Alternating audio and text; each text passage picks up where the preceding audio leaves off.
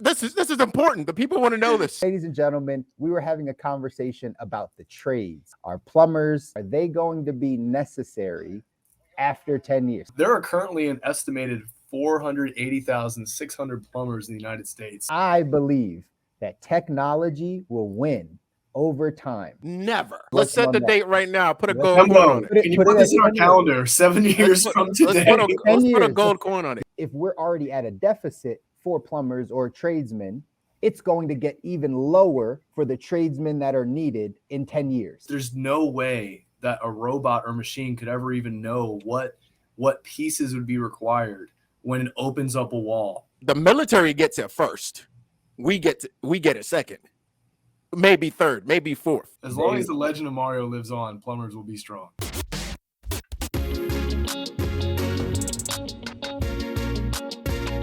Welcome to the good life. We've been having a great conversation. We're not going to dive into it too much right now. Oh, man, put it on wax. I'll put it on wax. We'll put it on wax. Listen, we're just getting in. Chris made a guarantee. I made a guarantee. It's not really a guarantee. A Chuck guarantee.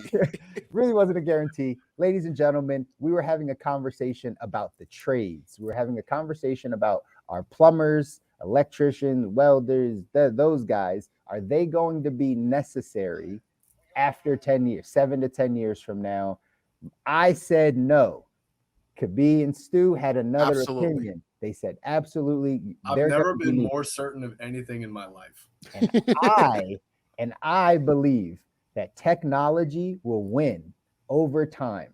It will win over time, and it will replace a lot of the menial jobs that humans do, because computers and technology will be able to do it better than we can. Have we seen it yet? No, but we are close. We are closer than people think to having someone be able to, or virtually walk you through and or get you to third and a half base through their technology. So you only have to fix or change 2 or 3 parts or change 2 or 3 nuts or bolts. And I believe we would be having a different, right? Like we're going to be able to be in a place where we're not needing plumbers, welders, those guys. Oh, absolutely. Without totally going into this, anybody that's ever been in construction and dealt with existing conditions, chime in. The level of variables, there's no way that a robot or machine could ever even know what pieces would be required when it opens up a wall and sees what happens. There's no way. Like, I disagree. I just think that I feel like no way. I can tell you're not a handyman. I can tell. No. This is not a call out. I'm gonna just make my case, because what Stu just said, and I'm probably in between you guys, right? Stu, you did this for work, right? Chris, my assertion is that this is not your line of work. You probably awesome, and it's awesome.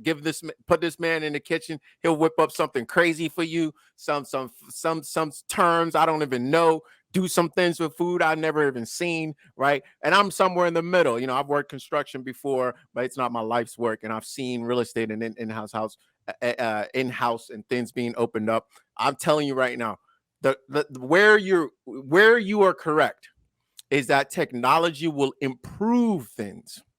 That's where you're correct. I agree with that. But where you go wrong and you lose me is replace. You said replace and get rid of. Never. I will push never. Why? I'll give you 2 reasons. One, to what Stu just said, in that one, to get to that level of AI is just there's too many variables. That's number one. Number two, if that does exist, the powers that be that have interest in that not necessarily being the case, because you're talking about people who are currently making money off of that and new folks who will make money off of that. They will, if that technology even does exist, I will present to you that they don't even make that available, right? Why? There's a lot of technology that exists now that isn't available, my friend. We don't have to dive into that. I'm just purely going after this particular one. What do you think the why is here? The why for what? The why for, like, they wouldn't allow this particular technology to roll out. I can't give you the why for this one, but I can give you but I can give you that there is numerous examples right now where I can't tell you why. Okay. Where I can't tell you why they do that. I don't know. I wasn't sure if you had the thing in the chamber like ready to fire that off. So. Well, what I will tell you is we can just go straight off with the money. No, I think somebody ain't making money off of it. There's an awful lot of unions that are going to push back on that hard. And the thing is, for what you got to recognize here is that, like, if we just let free reign go of like technology to improve to the level that it's capable of, purely capable of, we will be way further ahead in a lot of different areas. Why aren't we? Like, are we assuming that the capability that is possible with all of these effort, money, research, and stuff that's being put out there, that we are at the absolute apex of what is possible right now? If you think that's the case, then, well, we just have to agree to disagree. Right? So the military gets it first. We get it second, maybe third, maybe fourth, right? Internet as we know it was not built for us. Right, it was built for the military, right? You know, and then they were like, "Oh, we're done with this. You can have," all right, or it slipped out somehow, some way, right? A lot of different foods, for a fact, that we eat in the kitchen wasn't built for us to have on a day-to-day basis. It was built for war and soldiers, and to last for an extended period of time. And then it got tossed and be like, "Oh yeah, we could probably make money off of this if we put it out in the public market." Right. So, but that's what I'm saying. Like, we're not at the absolute forefront of anything if we think that's the case. There's technology out there that we as people don't have access to. So I can't give you the why that exists. But that's why I believe that it does exist, because I'm not saying it does. The variables, man, the variables. But all it takes is one company to come in and want to disrupt the industry. That's all. It's a major disruption. New construction has the most potential for technology to replace a tradesman. But it's tying in new construction to old construction. It's repairing current and existing buildings. And I just believe the original 7 to 10 year mark. Absolutely not, bro. Absolutely not. I believe someone's. Let's set the date right now. Put a gold coin on it. Can you put this in our calendar? 7 years from today. Let's put a gold coin on it. Let's give it a specifically plumbers. To be clear, that's where this started. Specifically plumbers. And hold on, to be very specific. Eliminate like there are 0 plumbers in the world? Absolutely not. Nothing is absolute, right? But no, that's what I just said. No. But understand, if we're already at a deficit for plumbers or tradesmen, it's going to get even lower for the tradesmen that are needed in 10 years because of what's happening right now, because of literally not being able to fill the demand for all of the tradesmen that are needed currently. And there are not schools and people really pushing. Look at the under 25s. None of them are really excited about going into trades, even more so than we weren't, right? Like, so from that, the businesses are going to have to figure this thing out. If you can't get labor, what is your next solution? You're not just going to go out of business. I think there's two. I think, as demand increases and supply decreases, you either pay them more, which is what has been happening. It's actually quite impressive how wages have been going up for quite a few people in the industry because of the demand. Or you come up with alternative to that labor. And just like with all of my being, I'm trying to convey that there's too many variables.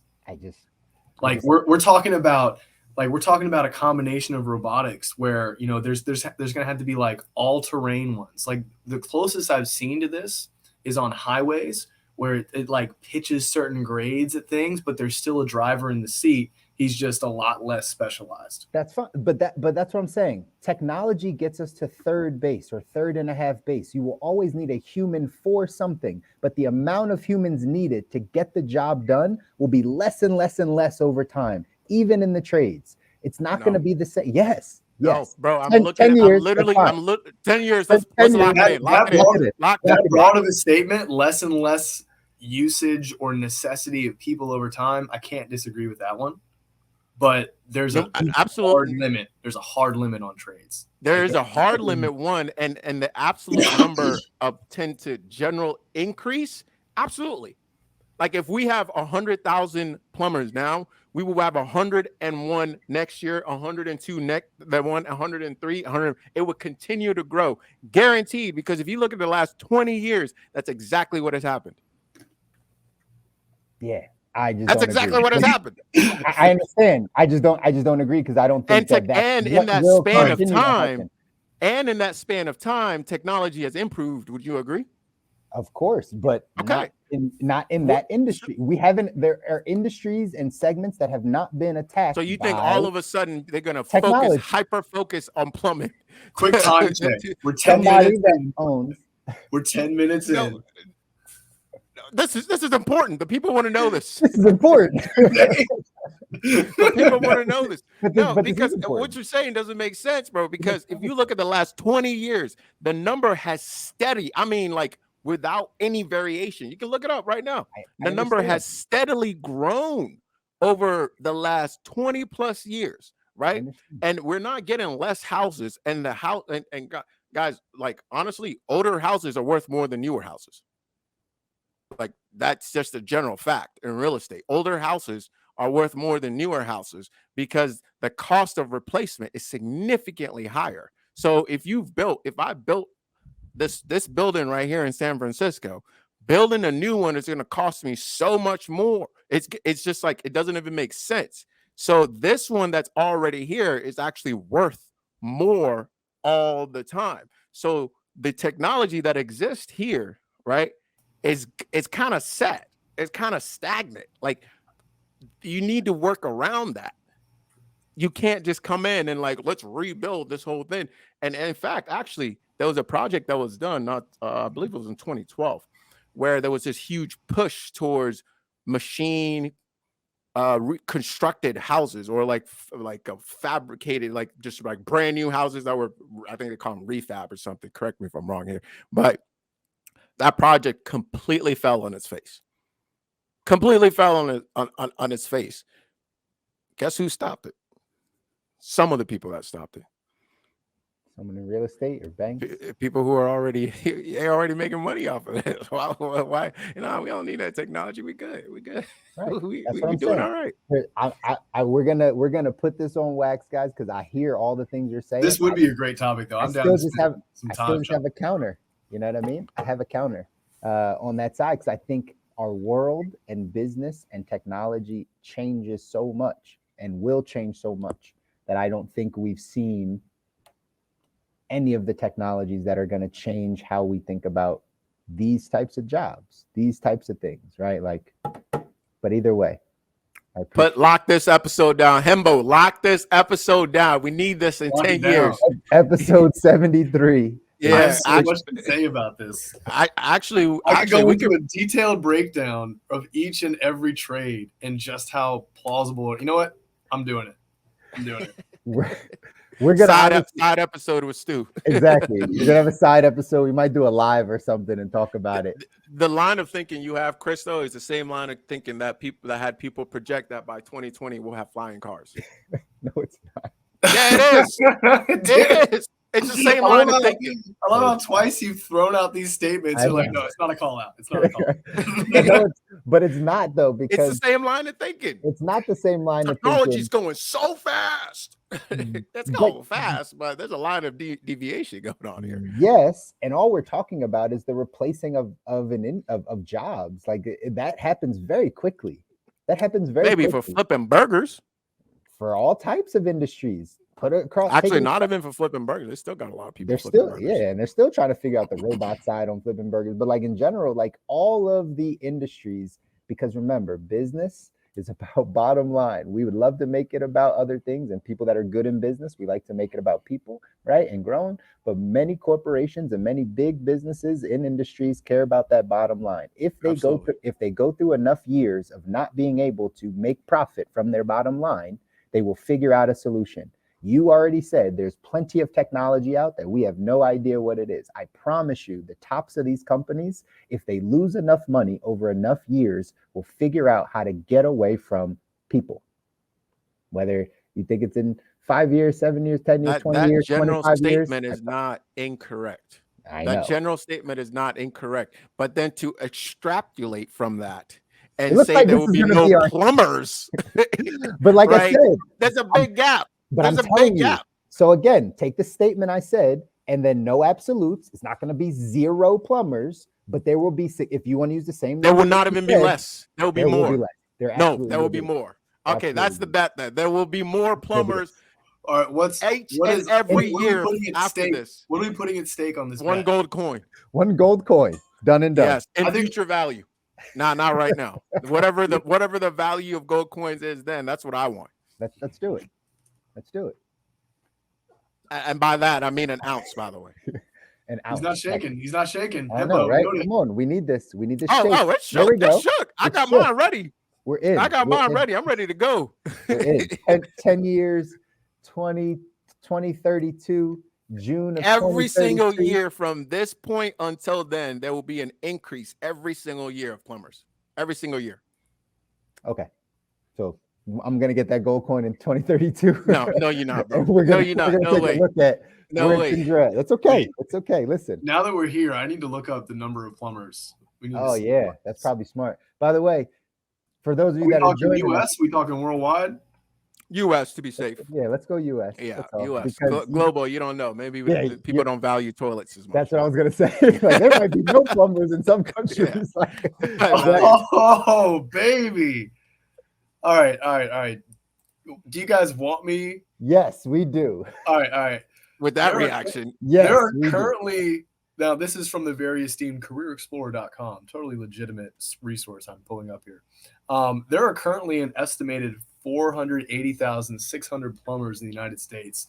The plumber job market is expected to grow by 15.6% between 2016 and 2026.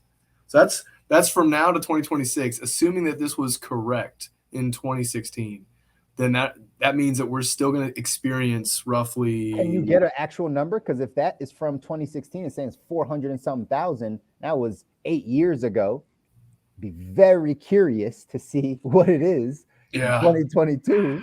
What that would be. I feel very. That was good about 6 my years shit. ago. Well, that was Oh, 6 whatever. years ago. Six years. We're 8 talking years. numbers. I don't get paid. I don't get paid to do math. Listen, I don't get paid to do math. I just get paid to talk about it. That's all. Which is what we're This supposed to talk is about. master plumbers only. Right now, there's 225,000 master plumbers currently in the U.S., but there's a whole lot of plumbers underneath master plumbers. So, man, why is this number so hard?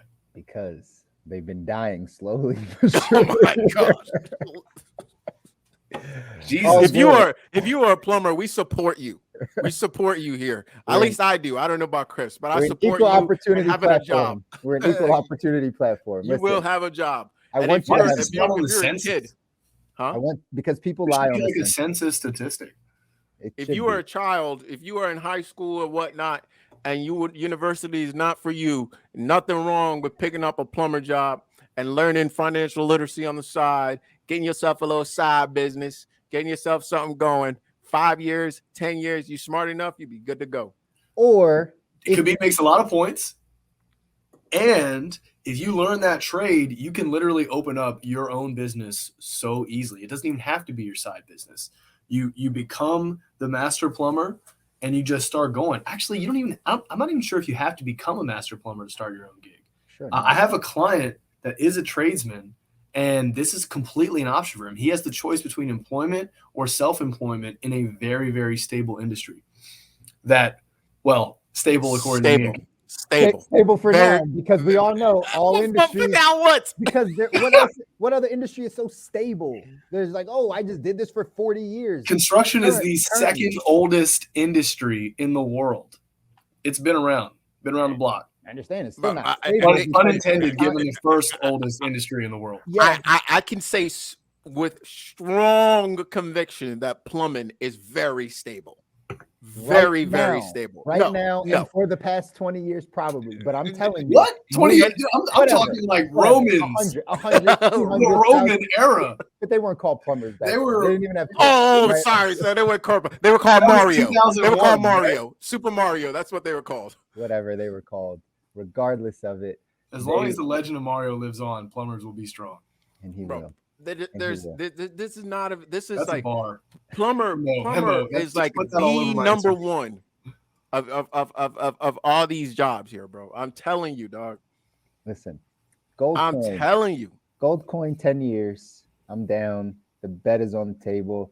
If we could find that number of exactly how many plumbers there are currently in 2022, Oh, we've got it time stamped. We we do. can We'll back be good. search. We can Yeah, back search. we'll be good. But understand, jobs are going to be taken away, right? No Technology question, will jobs are taken going to away, be taken. and there will be less. There will No be less question, jobs are need. going to There will be be taken. less need for people. Here's my theory, and then I guess we got to jump into today. We're really diving into some more kind of stuff from last week about legacy. And today we're going to go kind of like financial legacy on the generational wealth building side of things, and we're going to have some conversation.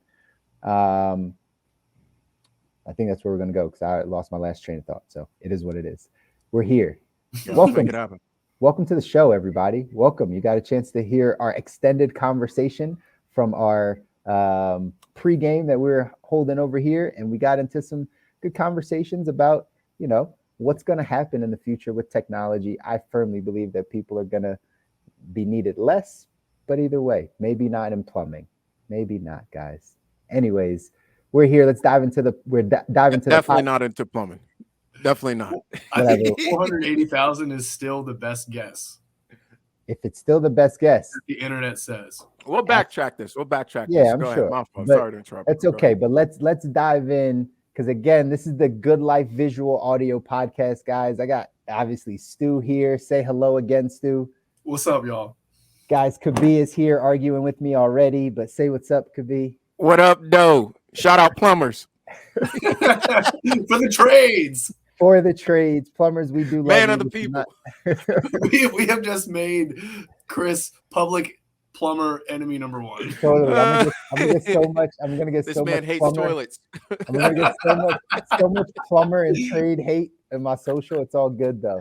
All press is good press. That's Tell all your right. friends. Chris hates plumbers. That's right. Please don't Oh, tell them that. I love plumbers. I think I might need a toilet fix here. We love plumbers. Yo, we love them. Love them. Great guys and girls. Either way, we're here. We're here. I love you plumbers also, but I also love to talk about our topic today, which is Like money. Biden when he says he likes black people, huh? Listen. Can you get an I Heart Plumbers like mug now to save your reputation? I think I might need that. One of y'all should gift it to me since you damaged. I blame you for damaging my reputation. It won't come from a plumber, that's for sure. I know it Oh, probably man. won't. But plumbers, I love you for real. If it does, I wouldn't trust where it's been. I don't know if that's how you do it. Heart.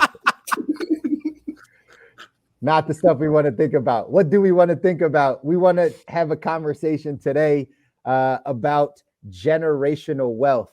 It's going to be a shorter conversation, but it's going to be impactful. We're going to dive in, coming off of the back of what we talked about last week on our episode. We talked about, because it was Father's Day, talked about what does it mean to have a legacy, to pass down the legacy, right? To the legacy conversation. And from a financial standpoint, generational wealth, building generationally is a form of legacy, right? It's a form of legacy. It's a form of something people get behind. So that's what we're going to touch on today. Before we dive in, as always, though, let's do a little roundtable of client stories or client takeaways from this week. Again, for the audience, if you're just tuning in for the first time here on The Good Life, we have Kobi, who's a health coach. We have Stu, who's a mindset and executive coach, lifestyle engineer. And then we have myself, who's on the wealth building financial side of things. So we, outside of this show, individually, what is that? Oh my gosh.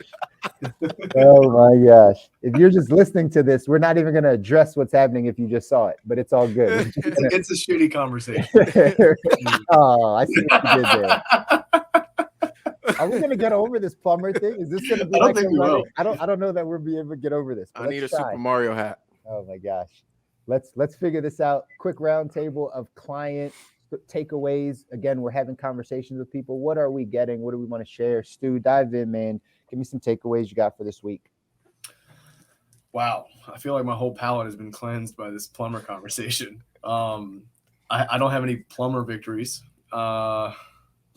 Does anyone have one queued up? Because I got you, bro. I got you. So right, let me off the hook. Thank you, sir. Yeah, not a problem. So for one thing, I've been kind of having conversations with folks on is really shifting from thinking about health as a short-term thing to do to get somewhere, right? So, I need to lose 10 pounds. My doctor tells me I need to do this, or I gotta do this to get this. And shifting that mindset to a lifestyle based approach where the language then shifts from, this is just what I do, right? It's part of my routine to do this, right? I get to take care of myself. In my family, we care about our health. In my community, we care about this. Part of my lifestyle is to do this. It's just something that becomes part of the fabric of what it is that you do, or what it is that you're all about. So, I'll say this, like a fish doesn't know, a fish doesn't talk about swimming, right? Because they just a fish doesn't talk about swimming because they're in water. It's what's the difference, right? It is part of the fabric. And I think that shift will change a lot of things for a lot of people.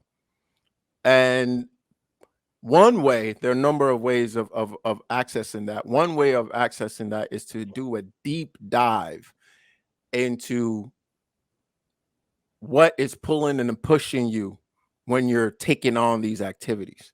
So if you find yourself every time you got to go work out, you're like, well, I just need to do this, or I got to check this off the list, or, I don't want to do this, but I got to do. If you're always in that conversation, it's a disempowering conversation, right?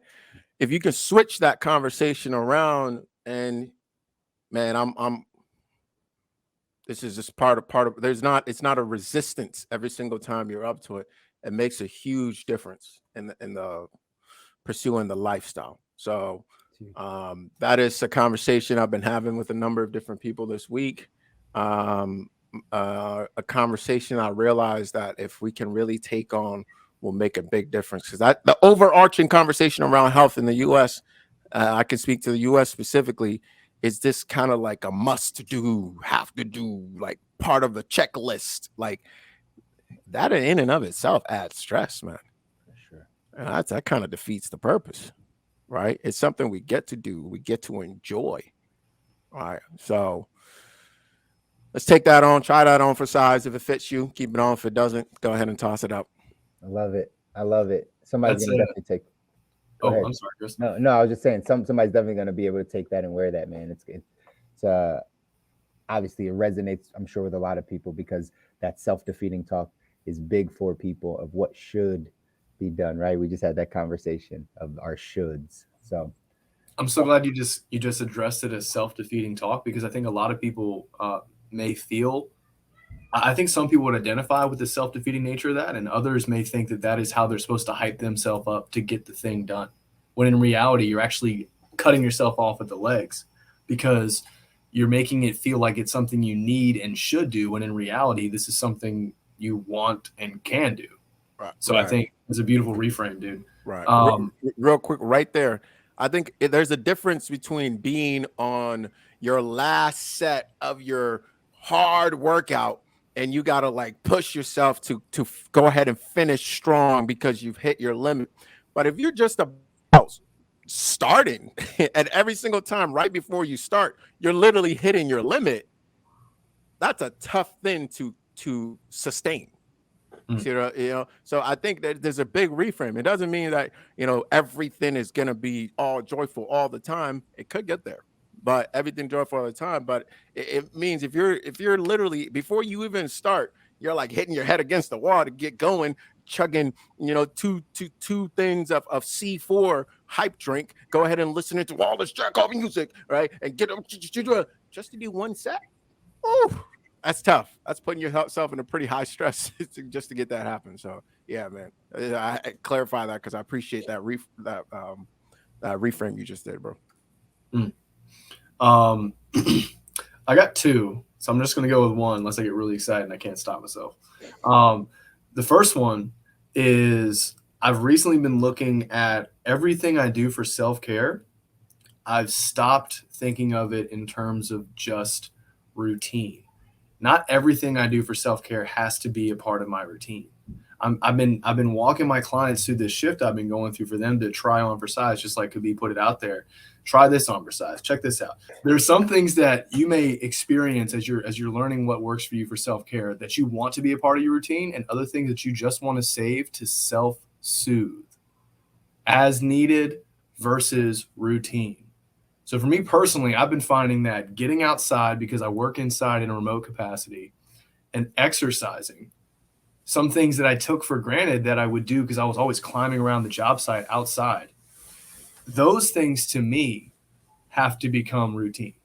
But there are other things that I found, like meditation and journaling, that I don't need to do routine. Actually doing them every day makes me hate them. I don't want to do them every day. It's not fun. It takes the joy out of it, which diminishes the return. So I would say for everybody out there that's trying to figure out, like, what is the perfect routine for me? You don't have to include the laundry list of things that every single person says. Just trial and error some stuff. Figure out what you need to be doing every day as your anchoring routine. I don't know why there's so many noises. Now I got a cicada outside my window again. Figure out what needs to be done every day, and then figure out what needs to self-soothe. Don't let anybody on the internet force you to do one way or the other. Just try things out. But don't force yourself to just do things day after day, because the things you love will become the things that you hate. And all of a sudden you don't do them at all. You can't even look at them twice. So just figure out the pattern that works for you. And I'll stop there, because for whatever reason, my whole apartment's making noise right now. Because you're talking good stuff, man. I'm hyping up these cicadas. Yeah, even the cicadas are giving you some love. But they don't pay me, man. It's fucking bullshit. Maybe you could work on that, Stu. That's my new niche. Send all the cicadas my way, please. The cicada niche. No, but solid stuff. Again, these are the takeaways that we're getting from our clients, and just obviously going through the process. So making sure that you have that balance in what you do, so it's not diminishing returns, right? Is going to be important. So good stuff. On my side, I'm gonna keep this one real simple, because I had this conversation actually probably 3 different times this week, and it wasn't specifically with the client. It was with people that were about to become or thinking about. And I just want to stress this to everyone that's listening, everyone on LinkedIn, everybody on the podcast right now that's listening. You need a coach. Okay? Like, you need a coach. If you didn't think so before, if you've never worked with anyone, or you didn't have anybody financially or with your health or in your right lifestyle or in your mindset, if you've never worked with anyone, I'm going to tell you, you need a coach, right? We all have blind spots. We all have areas in our life that we're not aware of. There's always information that maybe we don't have, that literally we need to get from an expert or someone that's been there. I've had conversations with a couple people this week where I'm literally having conversations talking about what we do or how we could helping them put a financial plan in place. Literally, they came because they had a financial question or some financial thing going on in their life. But then when we start diving in, they make it sound like everything's okay, right? Like, everything's good. Like, I'm like, but we're here for a reason, right? And I know you've been used to doing things yourself. I know you've been used to doing everything and kind of taking it on yourself and learning it from the internet or asking a friend or a coworker. I know that's how normally we've done it, but you got to get a coach, and you got to get into the space where that person's an expert and can help you down the path. So that is the message. Super simple. You need a coach. I'm a financial coach. Like, you got to do it from in a financial space. Like, no one teaches us money. If they do, it's our parents, it's our peers. Potentially it's the internet. If you happen to get around some really good or smart, financially savvy people, they might drop some things on you. But in general, we got to kind of learn this thing ourselves unless we get around people. That's why you need a coach, because some of the things you've learned might not be helping you get to where you got to go. They always would say in golf, right? A lot of times you need to get a golf coach or somebody to coach you in golf for your swing at the beginning, before you go out on the range, before you go out and play an 18-hole course, because if you start playing and trying to learn, it's harder to then correct your bad habits that you've already created than if you just started clean with a coach. They'll tell you exactly how to swing the club. It's the same thing with our money, with our health, with our life, right? With our mindset. It's really a matter of working with a coach, a lot of times we've already had this information. It's already been programmed. So now there is some unlearning and relearning we have to do. And that's why you need a coach. So that's my client takeaway this week. Well, second that for sure. I think yeah, we'll second that for sure. Yeah, you definitely do. You said something in the financial space. Like I hear a lot of, friends who are maybe doctors, lawyers, or whatever, and they're like, oh, I have a financial advisor. That's not necessarily a coach. That's right. Maybe you can speak a little bit more to that, but like from my experience, that is not necessarily a coach, especially if you have a high income. That's not a coach, my friend. They want your money to do stuff with. That's not somebody that's there to teach you and equip you as to how to fish. Your doctor is not a health coach. Like they're not. That's not what they're there for. Your surgeon is not a health coach. I know this is very tough to understand sometimes, but it's what they do. No, it's not. Most doctors do not receive any nutritional instructions in their entire career. Most people don't understand this. So let me repeat. Most doctors, like a vast majority of doctors, know nothing about what we should be consuming to have our body perform, look, and feel its best. That's not what they're taught. That's not what they do. They're taught to memorize a whole bunch of prescriptions and their interactions and all of that stuff. They may go a surgeon may go their entire career without taking a single course on nutrition at all. That's why you go to doctor's offices and you see people being advised to gouge down on McDonald's or to go out and go do. It's like, wait, what? Where even your common sense tells you that, oh, I don't know if that's the thing to do. They're not. And I see something very similar, right? I'll speak to my experience with therapists. Right? I'm so glad. Please. I'll speak with my experience with therapists. They're not necessarily a coach. There's a difference. They may sit there and listen to you. It's a big difference between being sitting there and somebody listening to you and then saying, great, so see you next week. Right. Or, oh, awesome. So my experience was they listened to me for 15 minutes, maybe, and then prescribed me something. Ew. That was my experience. 15 minutes? Bro, 15 minutes. Can I ask how old you were for this? No, you cannot. You always do this. But I'm sorry, man. I'm sorry. You don't have to say no. It's cool. I really don't mind. I know. I'm interested. I appreciate you. I hate follow-up questions. but this speaks to what we all do here. We are filling a gap in the industry, whether it's your mind, your wallet, or your body. There's a gap in the industry. There's a gap. And we've been taught if you're having mind issues, go see a therapist. I'm not saying don't. I'm just saying don't assume they can solve all your problems. If you're having any sort of ailment, go see a doctor. What doctor? Which one? Right? If you don't know what to do with your money, go get a financial advisor from JP Morgan. That might be one of the worst things you do. Right. So I just, I took a lot of time here, but it's so critical, bro. I appreciate you really saying that, man, because we don't say it enough. There's a giant gap, guys. There's a huge gap. Mm-hmm. Right. And medically, I can go even further, but no need to do that right now. You need a coach. People who are coach walk you through things. You're a player on the field. They give you information. They have a survey of everything going on.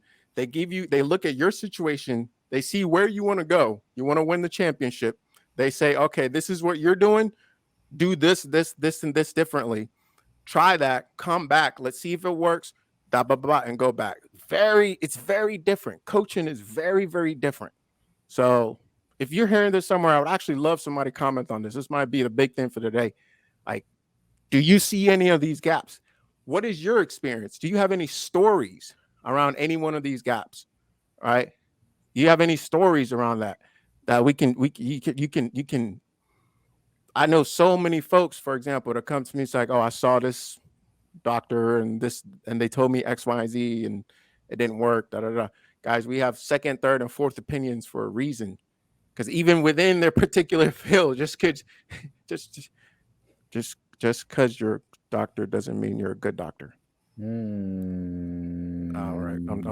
All right. He's got to mute himself. Because Actually, he just got muted by the overlords. Right, exactly. That was the one. I'm gonna do something crazy, and I'm gonna submit my hand to not just second but third this notion that you need a coach. Because guess what? Like, there's not a single thing that you have learned how to do in life that you have not received some type of insight or suggestion or learning by example from another human being. No chance. Nothing. I would love for somebody to try and tell me what this is. Like, it's so invaluable to have somebody come into your space. You know, for me, from like the life coaching perspective, my job is to understand your perspective and your view on reality. It's also to look at me and what I've seen from my other clients, from my research, from life in general. And I kind of figure out, like, where do you see reality? What's different from what a lot of other people see? Like, what could you be overlooking? Like, what are some things that you might have a blind spot around? Like, our job here is to teach you. If we were all consultants, we would just straight up tell you what to do and give you a list and we'd walk away. But it's the suggestions that you take on, you take the ownership of, you go out there into your world, you do the trial and error. So it's the sessions with the perspectives and the education, and then it's the trial and error, and it's the coming back, and through that you become smarter. Yes, I just said that. My job is to make people smarter in whatever you're dealing with. I want you to be able to be more intelligent, and I can't make you be more intelligent by me just telling you what to do all the time. That's a consultant. That's not me. That's boring. It's straight up boring for me. So I'm really glad you guys are bringing this up. And specifically when it comes to the therapist piece, there are good therapists out there. There are bad ones. I've heard both from my clients. There are good coaches out there. There are bad ones. Good doctors is everything. You know, we are not immune to this as an industry of coaches. Like, we do have some rotten eggs, of course. You've probably heard about them. And they want to cast this as all these terrible people. Guess what? My thing about therapists between coaches, like the difference is the therapist, yes, they're there for a sounding board. They're excellent at creating sounding boards if they are an excellent therapist. Sometimes they cast judgment. Sometimes they advise you. Interestingly enough, they're actually stepping out of their roles, but they may be very good if they're good at doing that. But the problem is, are they informing you that this is not always going to be the right answer? They're giving a best guess. You know, as coaches, we try and introduce this stuff to you as like, hey, here are all the options. Like, here would be my recommendations. And if I see you doing the same thing and you're ignoring the recommendation, I might lean a little heavily into the recommendation just so you go out there and try it. So you come back with your own lessons learned. So I'm glad you brought that up, Chris. And Kobi, I want to echo that sentiment of, we don't bring this up enough. We really try not to push like coaches. But at the end of the day, like, when I look back at the things I've gotten a lot better at, I couldn't have done it without anybody else. That's right. And most of my clients are thrilled when they get to that light bulb moment of, why the fuck have I been doing this on my own for all this time? Been wasting my time. That's right. And it's so funny. And again, it looks like we're just going to double click on this last part here, because you're right, Stu. We don't dive in enough.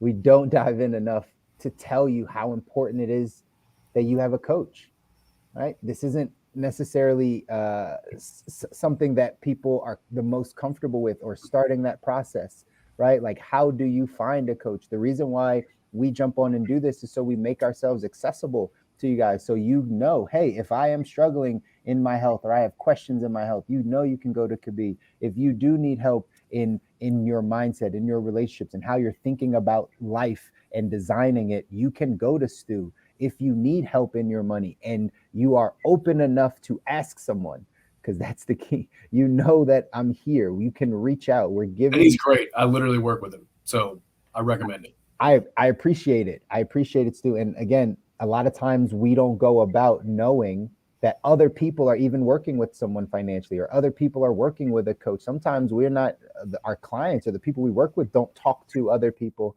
about it either. So that's why we have to bring it out to you to let you know, like, this is incredibly important. You've got to make sure if there's a place you want to get to in life, if you want to design your life to get to a place, you are going to need guidance. You are going to need guidance. Just like Kobi said, you're playing a game. You're playing, either it's the health game, the money game, the mind game, the relationship game, the spiritual game. You're playing a game, and you got to understand that you're going to need people to help you along that path. It's not just you. It's not just you. There are people that are further ahead that can help you guide, that can help guide you down that path. And you have to be open enough to reach out and say, hey, I might need a little help in this area. Hey, this is something that I've been dealing with. I just need another perspective on it. And to be honest, I just speak for me and the people I work with. A lot of times I'm working with people for like 4 or 5 sessions, and they got it because I'm planning. Like, most times they understand it. Once you get a little information and a little guidance, they're good. Then we're meeting every quarter, every other month, right? Twice a year. But at the end of the day, you need somebody to say, hey, you were going this direction. Let's just straighten it up a little bit. And let's think about these things. And let's go that direction. And if you do it, trust me, you're going to get better results. So that's why we highly, highly encourage all of you that are listening and everyone that follows the show and listens to the show to take us up on our offers, right? Take us up on, like, knowing that we can help you, or any coach, right? We're advocating for us. Obviously, we know our skills, right? But there's plenty of coaches. Just like Stu said, there's some good, there's some bad. So you got to do your due diligence and find out, but it for sure will be needed. So guys, have anything else that you wanted to share on that one side? And I'll say we're open to questions, open to questions. That's the one thing. You don't need to pay a ton of money to sit down with any one of us to ask questions and to inquire about how we can potentially be helpful to you. And I can speak for myself, but I'll bet a gold coin that these two would agree that if we can't help you, we'll let you know can't help you and refer you to somebody that can. That's right. That's right. And if you're a plumber, come to me and Kobi. Shut it. I'll take good care of you. Take good care of you. I'll still help with your money, plumbers. I love you. I love you. For real. I do care. He thinks you're going to be out of a job. And I'm going to protect you. And I'm going to protect you to make sure. And that's the funny part about it. Financially, you're okay. Chris, I didn't see this. Good plan. This is see how I worked with that? There you go. That's it. And I'll share the screen really quickly here, so you guys can see it. This is a great time to dive in. Know that we are hosting, right? We are hosting our Summer of Success workshop coming up in July. This is when you guys get full access to myself, Kobi, and Stu in a 4-hour window where we're going to really dive in and give you all of this stuff that we're talking about here. We're going to dive into health. We're going to dive into wealth. We're going to dive into mindset. Guys, do you remember, do you want to give the people exactly what we're talking about?